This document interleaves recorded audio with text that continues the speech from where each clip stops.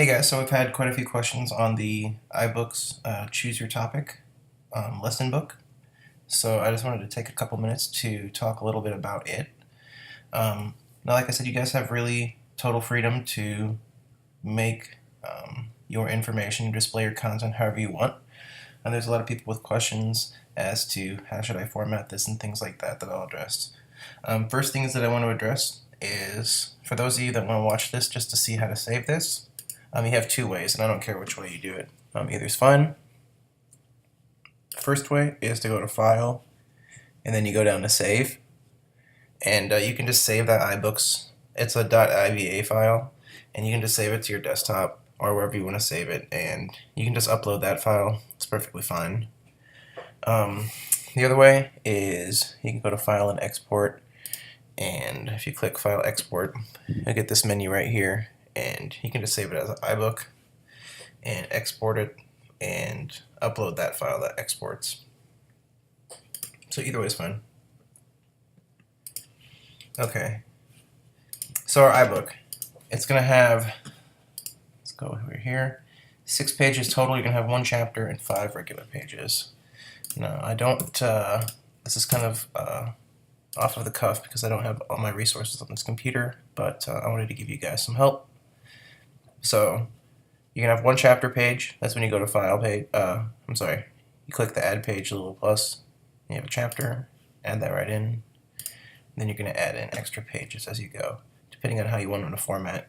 You can format it however you want, but you'll need 5 of these. Okay.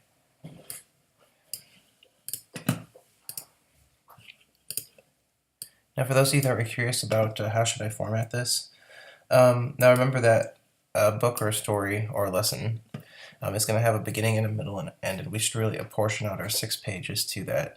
Ideally, you'd really have about 1 page as an introductory, about 4 pages, or the bulk of the middle being the actual lesson itself if you're demonstrating something, if you're going through a process, if you're showing examples or non-examples. If you're doing a historical narrative, you would do it then.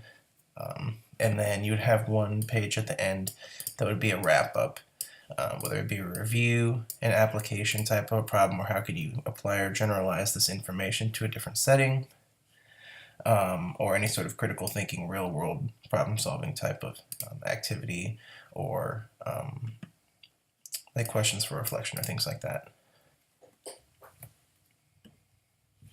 So good places to put some of your widgets, because I know you guys have to have 3 different widgets. First of all, depending on the scope of whatever your iMovie is and the topic of your iMovie, you might want to consider putting your iMovie in your introductory page or pages, because if it's basically a nice background video of whatever your topic is, and we want to have all the introductory stuff at the beginning, that might be a good place for it.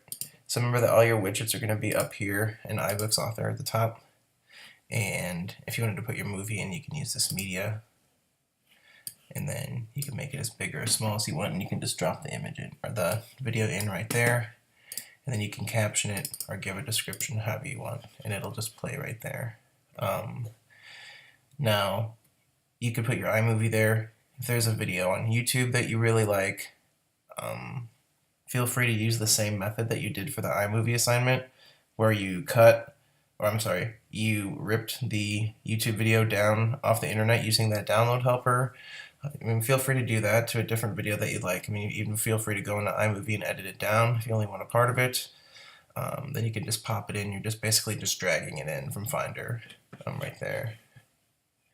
And then obviously you'd want to put some introductory text and information here. That would be any sort of, let's say, background information, or possibly like terminology, or let's say like a frame of context. If you're doing, let's say, like a historical narrative, some context and background for that narrative.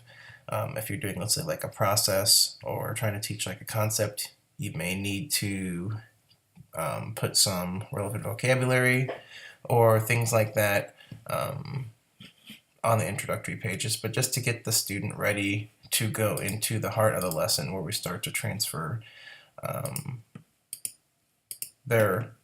transfer the onus of responsibility for the learning from us to them. So we want to make sure that they have the background information ready as we start to go into the more meat of the lesson. I'll make another page here. So in the middle, this is where you're going to want to actually do the heart of your lesson. Let's say if you were teaching or you're doing a history topic, you'd probably take more of a narrative type of format, and starting at the beginning and going through, using images and things like that to enhance all the text that's going to be there. Remember that you can use, under widgets, you can use the interactive image. Let's say if you're doing something that's related to history, where there's points on a map or something like that, you can use this, put the map in there, and then you can use these little pointers to talk about different parts of the map and give more information, describe it, and do all that good stuff.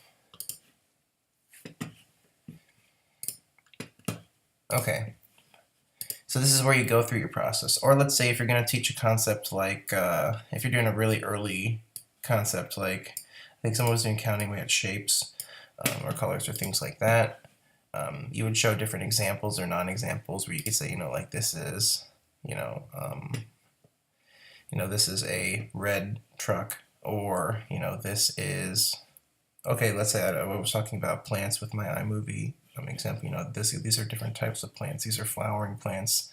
These are non-flowering plants. So I could have a page for my flowering plants, a page for my non-flowering plants, or you could even have several pages.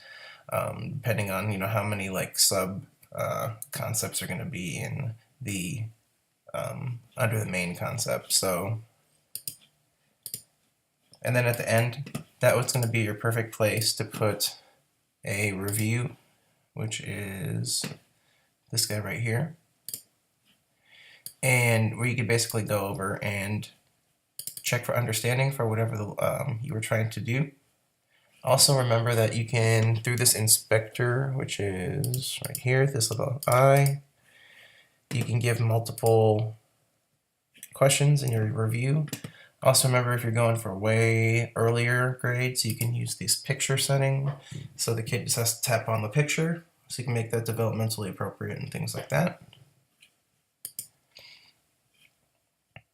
But yeah, other than general advice, my best advice to you is to really try to think of your lesson sequentially. Think of the beginning, how would you introduce the information, and then the middle, which is what is the main process, what is the main idea that you're trying to teach, and how do you teach that? Is it going to be through a narrative? Is it going to be through example or non-example? Is it going to be through going through a process? Let's say if you're doing subtraction with rounding or borrowing or something like that, it's taking the kids through the steps of the process. So you really have to break down what type of lesson you're trying to do, and how you can best convey that information depending on the context of what you're trying to, what the topic of the lesson is. And then at the end, what we always want to do in any lesson is we want to wrap up, and we want to give an opportunity to check for understanding, which is why that review, which it would be a perfect fit in that last page. Also, one more thing, remember that you need to have a credits page at the end of that, which is going to have your URLs from any photos that you used and bibliography information. So make sure that you add that on at the last page of your book. Okay, so like I said, sorry, I don't have resources on this machine that I'm on right now, but I wanted to get on and give you guys at least a little bit of help and some guidance, because a lot of the questions were more oriented to how do I lay my lesson out, as opposed to how does iBooks work. So I hope that this was helpful. Feel free to keep emailing me with questions, and if you want to, I can look at your book, give you feedback and things like that. Just let me know with whatever you need, and we can work out whatever you need. So yeah, let me know whatever you need, and that's it. Have a good day.